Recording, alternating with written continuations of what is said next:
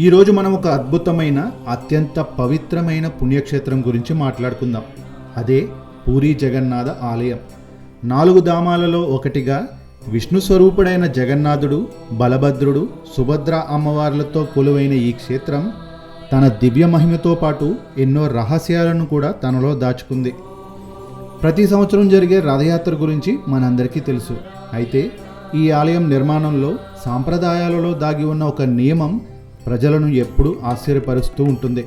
అదే ఆలయం నుంచి మనం బయటకు వచ్చేటప్పుడు ఉండే మెట్ల వరుసలో 3వ మెట్టుపై పాదం పెట్టకూడదు అనే నియమం.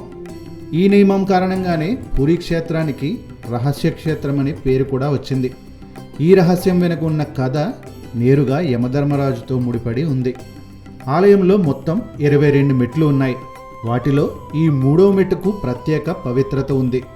దీనిని యమశిల అని పిలుస్తారు. పౌరాణిక నమ్మకం ప్రకారం ఒకసారి యమధర్మరాజు స్వయంగా జగన్నాథుడిని దర్శించడానికి వచ్చారట. ఆ సమయంలో జగన్నాథుడు ఇచ్చిన మాట మేరకు ఈ ఆలయాన్ని దర్శించిన వారికి ఇకపై యమలోకానికి వెళ్లాల్సిన అవసరం లేదు అని యమధర్మరాజు ప్రకటించారు. యమధర్మరాజుకు గౌరవ సూచకంగా జగన్నాథుడే ఈ 22 మెట్లలోని 3వ మెట్టుకు యమశిల అనే పేరును సార్థకం చేశారని చెబుతారు. అయితే ఇక్కడ అసలు విషయం వేరే ఉంది. జగన్నాథుని దర్శనం పూర్తయ్యాక భక్తులు ఈ 3వ మెట్టుపై అడుగు పెడితే వారి పాపాలన్నీ పూర్తిగా తొలగిపోతాయని ప్రగాఢ నమ్మకం ఉంది. అయితే మనం ఉన్నది కలియుగం. ఈ కలియుగ ధర్మం ప్రకారం మనిషి చేసే కర్మలకు అనుగుణంగా ఫలం అనుభవించాల్సిందే. చేసిన పాపాలకు ఖచ్చితంగా యమలోకానికి వెళ్లాల్సిందే. ఒకవేళ భక్తులందరూ ఈ 3వ మెట్టుపై అడుగుపెట్టి పాప విముక్తి పొందితే వారు యమలోకానికి వెళ్లాల్సిన అవసరం ఉండదు.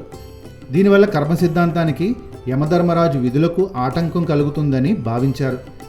అందుకే మనిషి తన కర్మఫలాన్ని అనుభవించాలనే ఉద్దేశంతో ఆలయంలోని భక్తులు, పూజారులు ఎవ్వరూ ఈ 3వ మెట్టుపై అడుగు పెట్టకూడదని కఠినమైన నియమాన్ని ఏర్పాటు చేశారు.